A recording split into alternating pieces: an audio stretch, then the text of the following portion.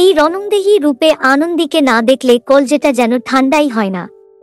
এই সিরিয়ালের ক্যারেক্টারগুলোর লাজ লজ্জা শরম কেন থাকে না বুঝি না বাবা। সন্ধেবেলায় ওই কাকিটাকে সবার সামনে এত করে উল্টে পাল্টে ধুয়ে দিল। তারপরও পরদিন সকালে বেহায়ার মতো মুখ উঁচিয়ে কথা বলছে।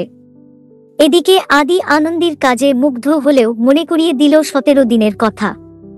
শুধু তাই নয়, ঠান্ডা লেগে যাবে বলে আনন্দীর গায়ে চাদর জড়িয়ে দিয়েও এমন ভাব করল যেন আনন্দী শুধুই তার দায়িত্ব। ওদিকে সকালে খাবার টেবিলে গুন্ধর কাকির গুন্ধর ছেলে তার বউয়ের সাথে অসভ্যতামি করা শুরু করে দেয়। এরপর যখন সে হাত তুলতে যায় তখন আনন্দী এসে হাত ধরে ফেলে। আর হ্যাঁ, তিতিরের কথাটা তো বলাই হয়নি।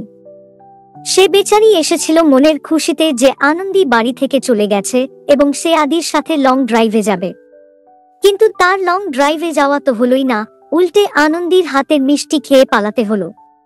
বাকি আনন্দী যে ওই খোকা বাবুর হাত ধরে ফেলল।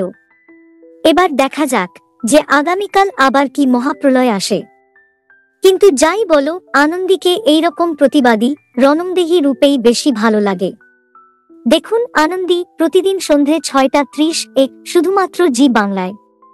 এইরকম সমস্ত আপডেট সবার আগে পেতে অবশ্যই আমাদের চ্যানেলটি সাবস্ক্রাইব করে নিও।